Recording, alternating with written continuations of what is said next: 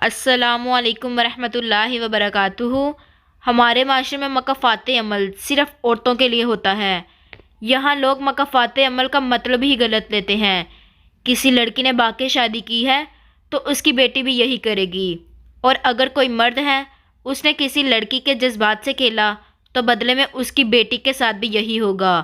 بیٹی بیٹی واللہ، بس کر دو اپنی نادانی غلطیوں کو دوسروں کے سر تھوپنا، خاص کر بیٹی کے۔ میں جب سے ایف بی یوز کر رہی ہوں، ایک پوسٹ انتہائی کثرت سے دیکھی، خاص طور پہ لڑکیوں کی، جس میں وہ لڑکے کی بے وفائی کا ذکر کرتی اور مکافات عمل کے پردے میں اس لڑکے کی نہ پیدا ہوئی بیٹی کے لیے کیسے کرتی ہیں لڑکیاں، یہ خود ایک عورت ہوتے ہوئے کیسے۔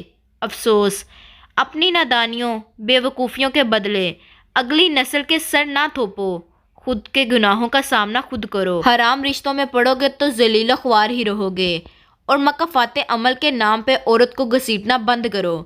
کیسے اس ننھی کلی کے لیے ایسے باتیں کہہ دیتے ہیں لوگ جو بھی اس دنیا میں آئی بھی نہیں ہوتی۔ اللہ اتنا ظالم تو نہیں ہے کہ وہ ایک ایسا مکافات کرے؟ مجھے نہیں لگتا اللہ اپنے اس بندے کے ساتھ کچھ برا نہیں ہونے دیتا ہے جس کے دنیا میں آنے سے پہلے ہی اس سے منسلک رشتے نے کچھ نادانیاں کی ہوں۔ کیا لوگوں نے مکافات عمل کی یہ تعریف خود بنائی ہے؟